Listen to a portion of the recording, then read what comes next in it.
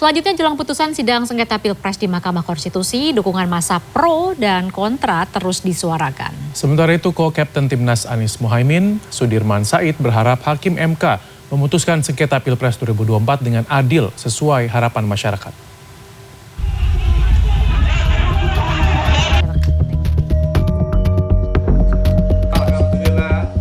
Jelang putusan sidang sengketa Pilpres di Mahkamah Konstitusi pada hari Senin 22 April mendatang, sekelompok massa menggelar aksi di kawasan Patung Kuda, Jalan Medan Merdeka Barat, Jakarta Pusat pada Jumat. Masa pertama adalah masa yang mendukung Pilpres 2024 dan dalam aksinya mereka menuntut agar tidak ada intervensi terhadap Mahkamah Konstitusi dalam rumusan amar putusannya. Massa juga meminta masyarakat menerima hasil Pilpres 2024 yang sudah terlaksana dengan baik.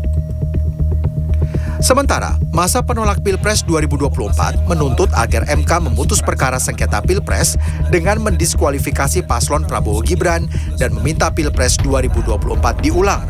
Menurut massa, Pilpres 2024 berlangsung penuh kecurangan karena meloloskan Gibran Rakabuming Raka sebagai cawapres Prabowo Subianto.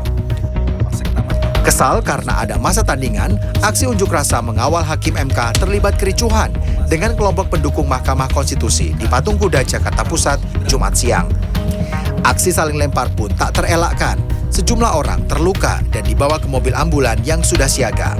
Petugas kepolisian langsung menyiapkan barikade untuk menghalau massa yang sudah tersulut emosinya. Situasi masih amat kondusif, semua personel TNI Polri semuanya masih bersiaga untuk mengantisipasi dan sampai terjadinya gesekan antara kedua massa. Dan kita lihat perkembangannya, semoga sampai nanti aksi kedua belah pihak saling menghormati bahwa semua orang bisa menyampaikan aspirasi di muka umum. Sementara Presiden terpilih 2024-2029 Prabowo Subianto meminta para pemilih dan pendukungnya tidak menggelar aksi apapun untuk menanggapi keputusan Mahkamah Konstitusi, termasuk rencana menghadiri aksi damai pada Jumat ini di depan gedung MK. Prabowo mengaku banyak pihak-pihak yang menginginkan terjadi sesuatu yang bisa menimbulkan suasana yang tidak sejuk dan suasana tidak tentram. Saudara sekalian, saya Prabowo Subianto meminta dengan sungguh-sungguh kepada seluruh masyarakat Indonesia, khususnya 96,2 juta rakyat Indonesia yang telah memilih pasangan Prabowo Gibran untuk tidak melakukan aksi apapun di depan gedung Mahkamah Konstitusi ataupun di tempat-tempat lain, apalagi di jalanan, demi menjaga kesejukan demokrasi. Di tempat lain pada Kamis malam, Co-Kapten Timnas Anies Mohaimin, Sudirman Said berharap MK memutuskan sengketa Pilpres 2024 dengan seadil-adilnya sesuai harapan masyarakat. Namun demikian, apapun yang akan diputuskan MK akan diterima sebagai keputusan final. Saya tentu punya harapan tinggi bahwa keputusan akan diambil seadil-adilnya, memenuhi harapan masyarakat. Masyarakat membutuhkan rasa adil. Tapi saya menduga bahwa apapun keputusannya itu kelihatannya MK akan memberikan catatan-catatan penting dalam penyelenggaraan pemilu ini.